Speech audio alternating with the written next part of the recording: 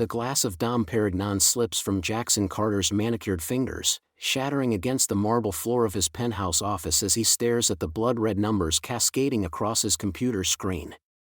"This can't be happening," he whispers, his voice barely audible over the chaos erupting from Wall Street below.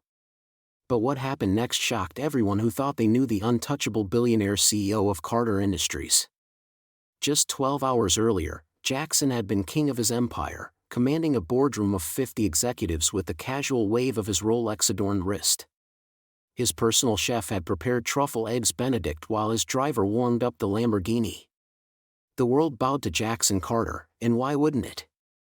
At 42, he'd built a tech empire worth $3 billion from nothing but raw ambition and ruthless determination. "Sir, we need to talk." His CFO Marcus bursts through the mahogany doors, his face pale as winter. "The SEC investigation leaked to the press 30 minutes ago. Our stock is in freefall." Jackson's perfectly pressed Armani suit suddenly feels like a straitjacket as he watches his life's work evaporate in real time. The numbers keep dropping, -20%, -40%, -60%.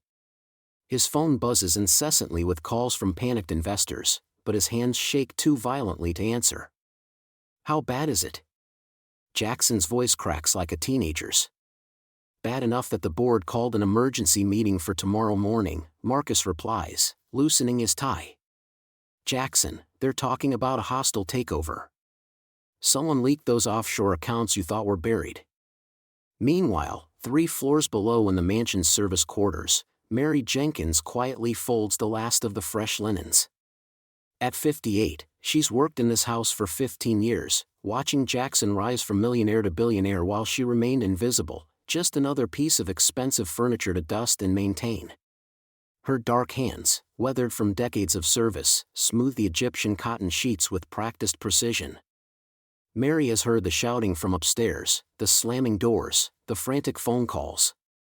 She's seen the way the other staff members whisper nervously in corners, how the security guards check their phones more frequently. Something's wrong in paradise, and Mary's grandmother's intuition tells her it's about to get much worse. The next morning arrives like a funeral procession. Jackson sits at the head of his boardroom table, the same table where he'd fired hundreds of employees without blinking, as his own executioners deliver the verdict. "The board has voted unanimously," announces Patricia Westbrook, his former ally turned vulture. "Effective immediately, you are removed as CEO of Carter Industries. Your assets are frozen pending the criminal investigation. You have 24 hours to vacate company property." The words hit Jackson like physical blows. 24 hours to leave everything he'd built, everything he'd ever known.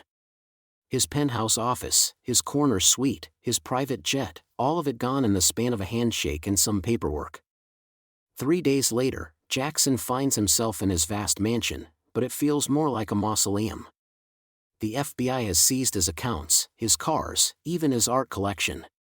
The mortgage company has already delivered the eviction notice, 30 days to pay or leave. The phone hasn't rung in hours because no one wants to associate with a fallen giant. That's when Mary Jenkins makes a decision that will change everything. Little did Jackson know that this quiet woman who'd served his meals for 15 years was about to become his lifeline. On the 4th night of his disgrace, Jackson hears a soft knock at his front door. When he opens it, expecting process servers or reporters, he finds nothing except a paper bag sitting on his marble steps. Inside, a warm container of homemade chicken soup, fresh bread, and a thermos of coffee. No note, no explanation, just sustenance when he needs it most. Jackson looks around the empty circular driveway, searching for his mysterious benefactor, but finds only shadows and silence. This decision would change everything, though neither Jackson nor Mary realizes it yet. The real shock was still coming. Jackson wakes to another morning of silence in his cavernous mansion, the echo of his footsteps the only sound breaking through the emptiness. He shuffles toward the front door, hoping against hope that his mysterious benefactor has left another meal. His heart sinks when he finds nothing on the doorstep. "Damn it," he mutters, running his hands through his unkempt hair. The gnawing hunger in his stomach reminds him that yesterday's small container of soup was his only meal in 2 days. Meanwhile, across town in a cramped apartment above a laundromat, Mary Jenkins sits at her kitchen table, counting crumpled bills and loose change. Her weathered hands shake slightly as she separates the money into 3 piles: rent, groceries, and what little remains for her grandson's medication. The eviction notice on her refrigerator bears tomorrow's date, but her mind isn't on her own troubles. "Mama, you sure you got enough for Marcus's inhaler?" her daughter Keisha asks, peering over Mary's shoulder at the meager pile of coins. "Don't you worry about that, baby. The Lord provides," Mary replies, though her voice betrays her uncertainty. She's already worked 2 double shifts this week cleaning offices downtown, but Jackson's mansion sits empty now, and she hasn't received her final paycheck. That afternoon, Mary makes her way to St. Mark's Community Kitchen, where volunteers serve hot meals to anyone in need. The familiar smell of vegetable soup and fresh bread fills the air as she ties her apron around her waist. "Mary, honey, you're early today," says Pastor Williams, the kitchen's coordinator. "Everything all right?" Mary forces a smile. "Just wanted to help prepare the extra portions. Got someone who might need it." But here's what will shock you: while Mary's stirring the soup, carefully portioning out an extra container, Jackson is 3 blocks away, desperately questioning store owners about his mysterious helper. He's developed a theory that someone from his former social circle is playing an elaborate joke on him, and he's determined to expose them. Have you seen anyone buying food and leaving it at houses? Someone who doesn't look like they belong in this neighborhood? Jackson asks the clerk at the corner market, his designer suit now wrinkled and stained. The clerk eyes him suspiciously. "Man, plenty of people buy food. What's it to you?" Jackson's frustration mounts as store after store yields no answers. He's so consumed with solving this mystery that he's forgotten about his own growling stomach. As evening approaches, Mary carefully packs the container of soup along with fresh rolls she bought with her own money. She whispers a quick prayer before heading out: "Lord, give me strength to keep doing what's right, even when I don't know how I'll make it through tomorrow." She takes a different route to Jackson's mansion this time, circling through the park to avoid being seen. What she doesn't know is that Jackson has positioned himself at his upstairs window, watching the street with the dedication of a private investigator. The golden hour light filters through the trees as Mary approaches the mansion's service entrance, her heart heavy with the knowledge that this might be one of the last meals she can afford to provide. She sets the container down gently, adds a small handwritten note that simply reads "Keep faith," and turns to leave. But wait, because what happens next will change everything between them forever. Jackson has spotted her from his window, and for the first time, he recognizes the figure walking away. His mind races as puzzle pieces begin clicking into place: the graceful walk, the careful way she sets down the container, the timing that always coincided with his greatest moments of despair. "Mary," he whispers to himself, pressing his face against the glass. But how? Why? As realization crashes over him like a wave, Jackson stumbles backward from the window, his legs giving out as he sinks into his father's old leather chair. The woman he'd barely noticed during his years of wealth, who'd cleaned his house and tended to his needs in virtual invisibility, had been the angel keeping him alive during his darkest hour. The weight of this revelation threatens to crush him, but something even more devastating awaits, because tomorrow morning, Jackson will discover that Mary's note contained far more than just words of encouragement. Jackson paces the empty halls of his mansion, the sound of his footsteps echoing against bare walls where priceless paintings once hung. The mystery of his anonymous benefactor consumes his thoughts, becoming the only thing that keeps him going through each devastating day. He stations himself by the front door each evening, determined to catch whoever has been leaving the carefully prepared meals. "I need to know who's doing this," he mutters to himself, peering through the curtains as darkness settles over the estate. No one just helps someone for nothing. Meanwhile, Mary Jenkins sits in the staff quarters that will soon no longer be hers, staring at her reflection in a cracked mirror. The weight of her secret feels heavier each day. She knows Jackson's pride is already shattered, but she also knows he needs more than food to survive what's coming. Her hands shake slightly as she prepares another meal, this time including a small handwritten note that simply reads, "Someone believes in you." The next morning brings devastating news for Mary. Mrs. Patterson, the head of household staff, calls the remaining employees together in what was once Jackson's grand dining room.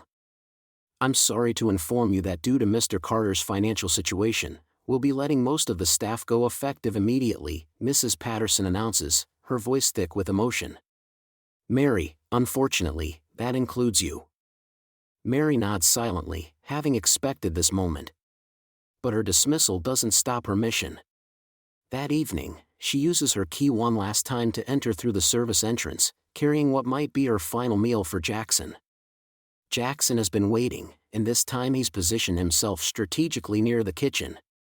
His heart pounds as he hears the familiar sounds of someone moving quietly through his home. He creeps forward, his bare feet silent on the cold marble floors. But here's what will shock you about what happens next. As Mary places the warm container on the kitchen counter, Jackson steps into the doorway. She freezes, her back still turned to him, her entire body going rigid with fear and embarrassment. "Please don't turn around yet," Jackson says softly, his voice barely above a whisper. I need to understand why." Mary's shoulders begin to shake. She's been caught, and she knows there's no explaining this away. The powerful man she's been secretly helping stands behind her, probably feeling humiliated that his former maid has been the one keeping him alive. "You don't understand, Mr. Carter," Mary says, her voice cracking with emotion. "You don't know what you're asking." Jackson takes a step closer, his curiosity overriding his wounded pride. "Try me. I've lost everything else. My reputation, my money, my so-called friends. What could possibly be worse than knowing I've been surviving on charity from someone who probably needs this food more than I do?" Mary slowly turns around, tears streaming down her face. For the first time in months, Jackson really looks at her, not as invisible help, but as a human being with her own struggles and pain. "I lost my job today," she whispers. "But I couldn't stop bringing you food because..." She pauses, struggling with words that have been trapped inside her for so long. Jackson's expression softens completely. The realization hits him like a physical blow. This woman has been sacrificing her own security to help him, even after losing her income. "Because what, Mary?" he asks gently, using her name for what might be the first time ever. "Because I know what it's like to have everyone disappear when you need them most," she says, her voice growing stronger. "And because there are things about your situation that you don't know yet. Things that are going to make the next few months even harder." Jackson feels his blood run cold. "What do you mean? What things?" Mary looks directly into his eyes, and what she says next will change everything about how Jackson sees his future. "The people who took your company. They're not done with you yet. And what they're planning next is going to require strength you don't even know you have." The tension in the evening air was thick enough to cut with a knife as Jackson stepped out from behind the corner, his heart hammering against his ribcage. Mary froze mid-step on his front porch, a small container of what looked like homemade soup still warm in her hands. For a moment that stretched like eternity, neither of them moved. "It's been you," Jackson said, his voice barely above a whisper. "All this time, it's been you leaving the food." Mary's shoulders sagged as if she'd been carrying the weight of the world, and now it had finally become too heavy. She turned slowly to face him, her eyes filled with something Jackson couldn't quite identify: shame, determination, maybe both. "Mr. Carter, I can explain." "Why?" The word came out harsher than Jackson intended, but the confusion and raw emotion of the past weeks had built up like pressure in a dam. "Why would you do this?" "I fired half the staff. Your friends lost their jobs because of my failures, and yet you..." He gestured helplessly at the container in her hands. Mary set the soup down carefully on the porch railing, her movements deliberate and measured. "Because I know what it's like to lose everything that matters," she said quietly. "And because I know what it's like to have nobody care." But there was something else in her tone, something that made Jackson take a step closer. "There's more to this, isn't there?" The night seemed to hold its breath as Mary's composure finally cracked. 23 years ago, I made the biggest mistake of my life." Her voice trembled, but she pressed on. "I was working for a family, good people, Just like you used to be." The husband lost his job, and they were struggling to pay the bills. I knew they were behind on rent, knew they were selling their things just to buy groceries. Jackson felt something cold settle in his stomach as he watched tears begin to form in Mary's eyes. "I could have helped them," she continued, her voice growing stronger even as the tears fell. "I had savings. Not much, but enough to keep them from losing their home. But I was scared that if I got involved, I'd lose my job too. So I watched. I watched as they lost everything, watched as their marriage fell apart from the stress, watched as their children went to live with relatives because they couldn't provide for them anymore." The weight of her confession hung between them like a physical presence. Jackson found himself stepping closer, drawn by the raw honesty of her pain. The husband, Mary's voice was barely audible now, he took his own life 6 months later. Left a note saying he couldn't live with the shame of failing his family. She looked up at Jackson with eyes that had clearly carried this burden for decades. "I swore that night that if I ever saw someone else falling the way he did, I wouldn't stand by and watch. Not again." The silence that followed was profound. Jackson felt as if he was seeing Mary, really seeing her, for the first time. This wasn't just kindness, this was redemption, played out one meal at a time on his doorstep. "Mary, Jackson started, then stopped. What words could possibly be adequate for what she'd just shared? "I'm sorry. For that family, for what you've been carrying, and for putting you in a position where you felt you had to choose between helping and protecting yourself." She wiped her eyes with the back of her hand, a gesture so simple yet so dignified that Jackson felt his own throat tighten. "That's why I couldn't just watch you disappear into yourself. I saw you getting thinner, saw the lights staying off in your house. I recognized the signs." Something shifted in Jackson's chest, a loosening of the tight knot of pride and shame he'd been carrying. "You saved my life," he said simply. "Maybe we saved each other's," Mary replied with a small, tentative smile. Jackson looked at this woman who had risked her own security to feed him, who had turned her past tragedy into present grace, and felt something he hadn't experienced in months, genuine respect for another human being. "Mary, I want to help. However you've been getting the money for the food, wherever you've been going every evening, I want to be part of it. I want to learn how to give back the way you have." Mary's smile grew wider, but there was something almost mysterious in her expression now. "I was hoping you'd say that, Mr. Carter. But this isn't all I've done for you." Mary leads Jackson through the dimly lit streets, her worn shoes echoing against the pavement as they approach a weathered brick building. The faded sign reads Hope Community Center, and warm light spills from the windows into the cool evening air. Jackson hesitates at the entrance, his expensive clothes now rumpled and out of place among the modest surroundings. "This is where I spend my evenings," Mary says softly, pushing open the heavy door. "After I finish cleaning after work." The scene inside takes Jackson's breath away. Dozens of people fill the space, families with children, elderly individuals, young adults who've clearly fallen on hard times. The aroma of home-cooked meals mingles with the sound of genuine laughter and conversation. Mary moves through the crowd with practiced ease, greeting people by name, checking on a crying baby, helping an elderly man with his walker. "Mary runs our entire meal program," explains Sarah, the center's director, approaching Jackson with a warm smile. "She coordinates everything, the donations, the cooking schedule, the volunteers.